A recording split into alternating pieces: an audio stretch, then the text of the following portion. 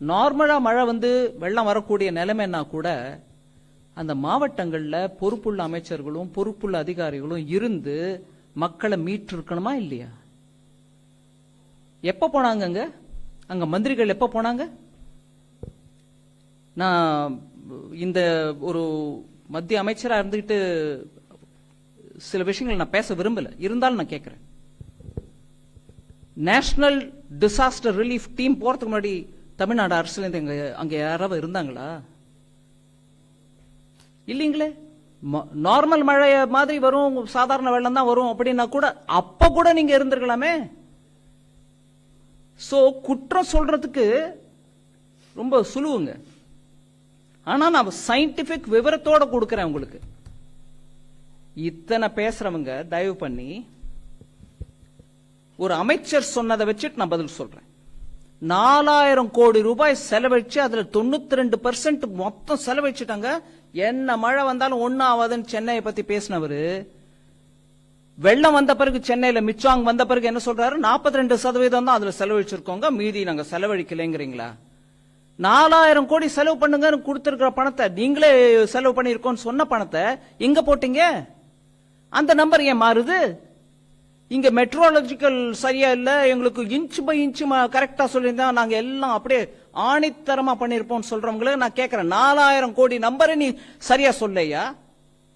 92% சொன்ன ஆளு எப்படி நீங்க அதுக்கப்புறம் மாத்தினீங்க அந்த நம்பர் 42ன்னு? இன்ச்சு மழையை நாங்க சொல்லேன்னா நீங்க 92 42க்கு உள்ள வித்தியாசத்தை புரிஞ்சுக்காத அமைச்சர் நீங்க எங்க கிட்ட பேசின என்னங்க பதில் சொல்ல முடியும்? ஒரே ஒரு நம்பர் 92%க்கும் 42%க்கும் வித்தியாசம் தெரியாம பேசக்கூடிய ஒரு அமைச்சர் இப்போ இன்னைக்கு அவங்க இன்னொரு அமைச்சர் மூலமா கேட்கிறாங்க, எங்க 0.2 சென்டிமீட்டர் இன்னும் ஜாஸ்தியா வரும்னு சொல்லி இருந்தா நாங்க ஏற்பாடு பண்றோம் பேசுறீங்களா? அநியாயம். நான் நடவடிக்கை எடுக்கலன்னு நான் பேசவே இல்லை. அங்க எடுத்திருந்தா இந்த நிலைமை வந்திருக்குமான்னு கேட்கிறேன். 92% சொல்லி அதை மழை வந்ததுக்கு அப்புறம் 42 பேசுற அமைச்சர்கள் இருக்கும்போது மத்திய அமைச்சர்கள் டீம் வந்துட்டு நல்லா இருக்கு, நீங்க கொடுத்த டேட்டா வச்சு சொல்லிருப்பாங்க. நீங்க 92 சொன்னப்போ நல்லா இருக்குங்கிறோம்.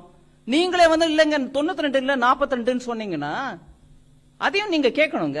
எங்களை கேளுங்க, நாங்க பதில் கொடுக்கிறோம். அங்க கேளுங்க, 4000 கோடியில 42 தான் செலவழிச்சிருக்கீங்க சென்னையிலன்னா, இன்னும் டாப்ளரை வச்சுட்டு இன்ச் பை இன்ச் மழை கேட்கறீங்களா? இருக்கிற ஸ்டெப்ஸுக்கு நீங்க என்ன எடுத்தீங்கன்னு கேட்கிறேன். நான் 12ஆம் தேதி வார்னிங் கொடுத்தது, எங்களுக்கு சமயத்துல வார்னிங் கொடுக்கலன்னு சொன்னவங்களே நான் கேட்கிறேன். 12ஆம் தேதி 5 நாளைக்கு முன்னாடி கொடுத்த வார்னிங் இல்லைங்கிறீங்களா? அப்ப நீங்க சொல்றீங்களா 12ஆம் தேதி வார்னிங் கொடுக்கலன்னு?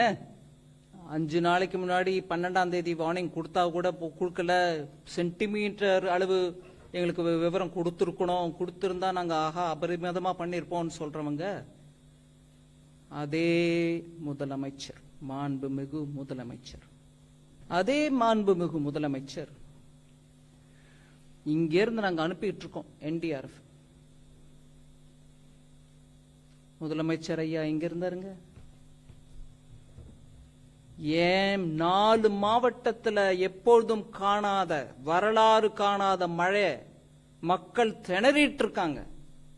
மத்திய அரசே எனக்கு NDRF கொடுத்து அனுப்பு, நானும் அங்க இருந்து நான் நிவாரண பணியை பார்ப்பேன்னு சொல்லாம டெல்லியில இருந்தாருங்க. இன்னைக்கு ஒரு 4 நாள் கழிச்சு போய் திருநெல்வேலியில, 3 நாள் கழிச்சு போய் திருநெல்வேலியில் நின்னுகிட்டு அவர் பேசுறாருன்னா நாங்க கேட்டுக்கிறோம், அந்த மரியாதை கொடுத்து கேட்டுக்கிறோம். ஆனா இன்னைக்கு நாள் முழுக்க தில்லியில இருந்துட்டு பிரதமர் ஐயாவை ஏன் மீட்டிங் எல்லாம் முடிஞ்ச பிறகு நான் வந்து உங்களை பாப்பேங்க, போற போக்குல பாத்துட்டு போவேங்கன்னு அந்த தோரணையில டைம் கேட்டு, அவரும் ஐயோ தமிழ்நாட்டில இருந்து முக்கியமந்திரி முதலமைச்சர் வந்திருக்காருன்னு ராத்திரி ஆனாலும் பணம் டைம் கொடுத்து அப்பாயின்மெண்ட் கொடுத்து பார்த்து பேசியிருக்காங்க.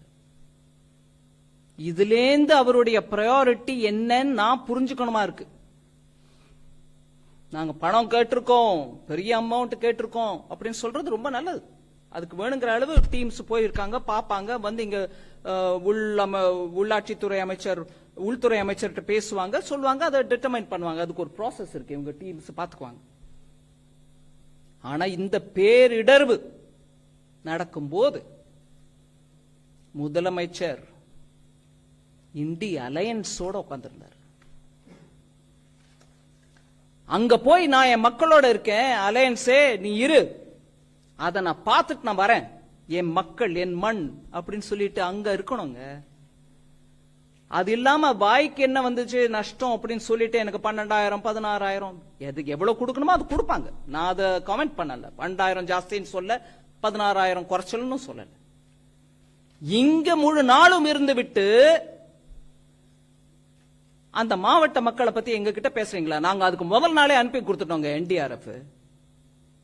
தமிழக அரசு இந்த எக்ஸ்ட்ரீம் ஈவென்ட்ஸ், வெதர் ஈவென்ட்ஸ், மழை 2015 பார்த்தோம், இப்ப திருப்பி பார்க்கிறோம். அது சென்னை மாத்தும் தானா இல்ல தென் மாவட்டங்களும் தானா? இதெல்லாம் கூட எல்லா சயின்டிபிக் டேட்டாவும் அவைலபிளா இருக்கு. அதுக்கு ஏற்ப அந்த பேசின், சென்னை பேசின் கோசம் நம்ம கொடுத்த பணமும் இருக்கு அவங்க கிட்ட. அதான இந்த 4,000 கோடி. இதெல்லாம் சரியான விதத்துல சரியான சமயத்துக்குள்ள உபயோகப்படுத்தி இருந்தா இந்த நிலைமை வராது. அத பத்தி சரியான விவரம் கூட கொடுக்கறது இல்லைங்கிறது என்னுடைய குற்றச்சாட்டு. 4,000 கோடி, அதுல நான் இப்பவே உங்களை கேட்கிறேன், 92% செலவாயிடுச்சுன்னு சொன்ன அமைச்சரே, மழை வந்த பிறகு 42% தான் செலவாயிருக்குன்னு சொன்னா எதை நம்புறது மக்கள்? நீங்க 92% செலவழிச்ச பிறகு கூட இப்படி ஆயிருந்தா சொல்லிருக்கலாம். இல்லைங்க, எங்களால கூட எதிர்பார்க்க முடியல, 4,000 கோடி செலவு பண்ண பிறகு சென்னை மூழ்கிடுச்சுங்கன்னு சொன்னீங்கன்னா நான் ஒத்துக்கிறேன். நீங்க செலவே பண்ணல, 42 இப்ப நீங்க கரெக்ட் பண்றீங்க. அது அந்த 42 நிஜம்தானா? கேள்வி கேட்கணுமா இருக்கு. அதனால பேசின், சென்னை பேசின் டெவலப்மெண்ட்க்கு கொடுத்த பணம் கூட சரியாக உபயோகப்படவில்லையோ அப்படின்னு நான் கேள்வி கேட்கிறேன். அவங்க பாஷை எப்போதும் அப்படிதானுங்க. அந்த சனாதன தர்மம் போது கூட அப்படிதான், நாங்க அழிக்க வரல ஒழிக்கவே வந்திருக்கோம் பேசினாரு இல்லைங்களா? அவரோட பாஷை எப்போதும் அப்படிதான் இருக்கும். அவங்க அப்பா வீட்டு பணமா அப்படின்னு கேட்கிற மாதிரி எல்லாம் பேசுறவங்க, அவங்க அப்பா வீட்டு சோத்தை வச்சுட்டு அவர் இன்னைக்கு பதவி அனுபவிச்சுட்டு இருக்காரா அப்படின்னு சொல்ல முடியுமா? கேட்க முடியுமா? மக்களால தேர்ந்தெடுக்கப்பட்டு வந்திருக்காரு, அவர் கொடுக்க வேண்டிய அந்த மரியாதை நம்ம கொடுக்க தானே கொடுக்கிறோம். இந்த அப்பா வீடு உன் ஆத்தாவா இந்த பேச்செல்லாம் அரசியல் நல்லது இல்லைங்க. அவர் அரசியல் இன்னும் முன்னுக்கு வரணும்னு ஆசைப்படுறாரு இல்லைங்களா? அந்த குடும்பமும் ஆசைப்படுது இல்லைங்களா? பேசுற பாஷை, மொழி, அவங்க தாத்தா எப்பேற்பட்ட தமிழ் அறிஞர், எப்பேற்பட்ட Tamil. Excuse me, whose in a hurry, yaar? Please, just hold let on. me finish. He is also your colleague. I'm answering him. அதனால நம்ம நாக்குல கொஞ்சம் அந்த பதவிக்கு ஏத்த அளவுக்கு வார்த்தைகள் அளந்து வரணும். இது நான் பொதுப்படையா சொல்றேன். அவர் மேல காழ்ப்பு உணர்வோ ஏதோ வச்சுக்கிட்டு சொல்லல. இதுக்கு முன்னாடி ஒரு உதாரணம் பார்த்தோம், இப்போ இன்னொரு உதாரணம் பார்க்கிறோம்.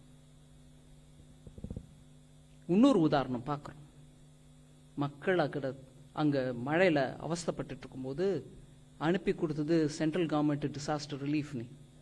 அட்வான்ஸா பணத்தை 12ஆம் தேதி டிசம்பருக்குள்ள 9,000 ரூபாய் கொடுத்து 9,000 கோடி கொடுத்திருக்கோம். அது ஏன் அப்பா சொத்துனோ உங்க அப்பா சொத்துனோ நான் சொல்ல மாட்டேன், எப்பொழுதும் சொல்ல மாட்டேன். நம்ம பொறுப்புள்ள பதவியில் இருக்கிறவங்க அந்த பொறுப்பை உணர்ந்து பேசணும்.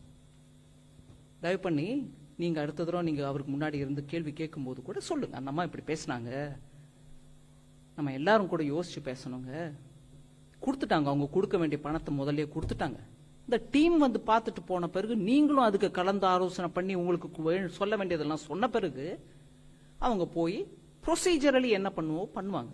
உங்க அப்பாவும் போய் பிரதமரை பார்த்துட்டு வந்திருக்காங்க, அதனால பண்ணுவாங்க. அதனால கொஞ்சம் பொறுமையா, வாயும் வார்த்தையும் பொறுமையும் நல்ல குணங்கள். 6,000 ரூபாய் பெர் பர்சனுக்கு கொடுக்கறாங்கன்னா அது அவங்க இஷ்டம், அவங்க கொடுக்கறாங்க. நான் அதை பத்தி காமெண்ட் பண்ணல. அவங்க அதை கொடுத்தது யாருக்கு கொடுக்கறாங்கன்றது நமக்கு தெரியுதா? இன்னைக்கு தேதிக்கு மக்களுடைய பணம் அப்பா சொத்தான்னு கேட்கிற அந்த கவர்மெண்ட்ல கொடுக்கற பணம் டைரக்ட் பெனிஃபிட் டிரான்ஸ்பர் மூலமா அக்கௌண்ட்டுக்கு கொடுங்க. அப்ப யாருக்கு ஆக்சுவலா கொடுத்திருக்காங்கன்னு நீங்களும் பார்க்க முடியும். அவர் கேட்கிற மாதிரி சிஏஜி யூட்டிலைசேஷன் சர்டிபிகேட் மூலமா பார்க்க முடியும். இப்ப நீங்க கொடுக்கறது யாருக்கு? நிஜமா வெள்ளத்துல அமிட்ட உங்களுக்கு கொடுக்குறீங்கன்னு நினைச்சுக்கிறேன் நான். அதை பத்தி நான் கேள்வி கேட்க முடியாது. ஏன் கேஷா கொடுக்குறீங்க?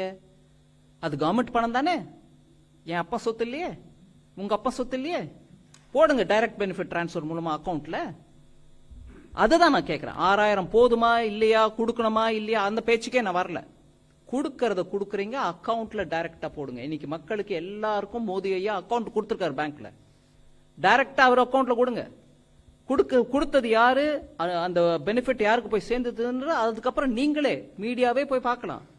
இன்னைக்கு ஒரு போட்டோ 2 போட்டோ மூலமா அந்த 6000 சீட்டு கட்டு மாதிரி இப்படி வச்சுக்கிட்டு போட்டோ எடுக்கிறத விட அது பெட்டரா இருக்கும். நீங்க போய் செக் பண்ணலாம். அதுக்கப்புறம் ரீஜனல் மெட்ராலஜி சென்டர் சென்னையில இருக்கு. இந்த தென் மாநிலங்களுக்கு மாவட்டங்களுக்கு இந்த 4 தூத்துக்குடி, தென்காசி, திருநெல்வேலி, கன்னியாகுமரியில வந்திருக்கக்கூடிய மழை வெள்ளத்தை பத்தி மெட்ரோலாஜிக்கல் சென்டர் 12 டிசம்பரே தகவல் கொடுத்திருக்காங்க. 16, 17 வாக்குல தீவிரமான மழை தென் மாவட்டங்கள்ல வருங்கிறத 12 கொடுத்திருக்காங்க. இதுக்கு ஒண்ணுத்துக்கு மாத்திரம் தான் கொடுத்தாங்களா அப்படிங்கிற கேள்வி எழும். அதுக்கு முன்னாடியே நான் சொல்லிடுறேன். இது மோஸ்ட் மாடர்ன் சென்டர். இந்த ரீஜனல் மெட்ரோலாஜிக்கல் சென்டர் சென்னையில எது இருக்கோ அதை பத்தி நான் சொல்றேன். அவங்க 5 நாள் முன்னிலையிலேயே வரக்கூடிய 5 நாள்ல என்ன நடக்க போகுதுன்றத சொல்லிட்டே இருக்காங்க.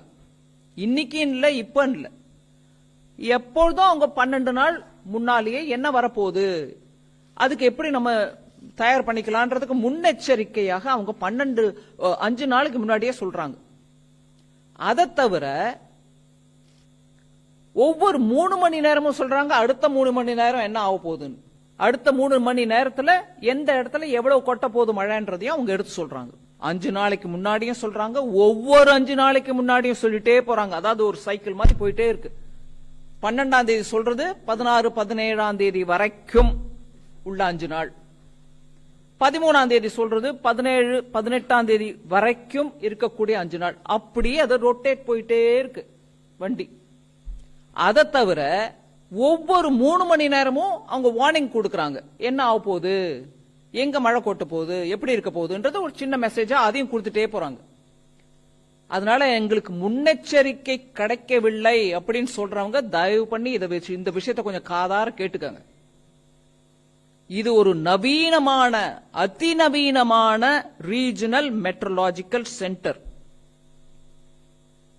மெட்ரோலஜியில் இருக்கக்கூடியவங்களுக்கும் புரியும். இன்னைக்கு தேதிக்கு நல்ல சீனியர் பத்திரிகையாளர்கள், செய்தி தொடர்பாளர்கள் நீங்க எல்லாம் இருக்கீங்க.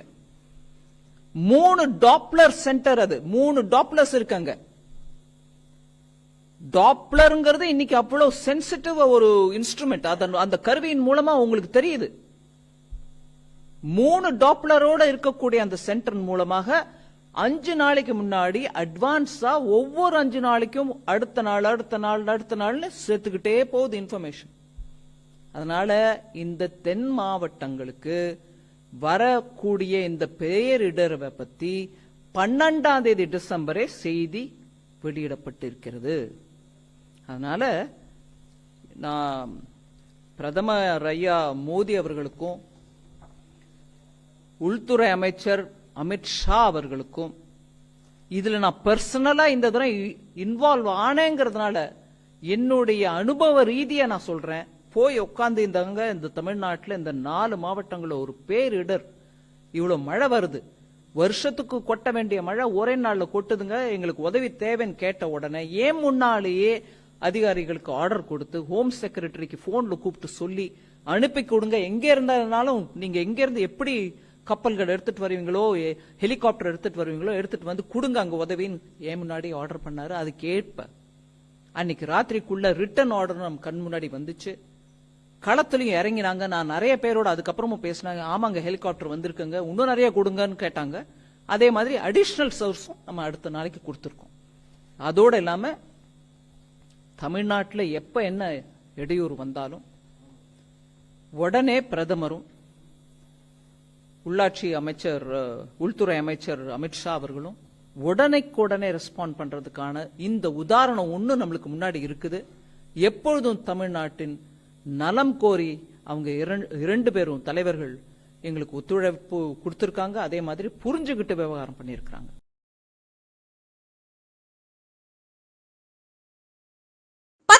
படித்தவரா நீங்களும் மத்திய அரசு பணியில் சேரலாம். எஸ்எஸ்சி நடத்தும் எம்டிஎஸ் தேர்வில் பங்கேற்று வெற்றி வாகை சூடுங்கள். சன் ஐஏஎஸ் அகாடமி நடத்தும் எஸ்எஸ்சி எம்டிஎஸ் தேர்வுக்கான பயிற்சியில் இன்றைய இணைந்து பயிற்சி பெறுவீர், வெற்றி பெறுவீர். தொடர்புக்கு 9952920001 7397355517.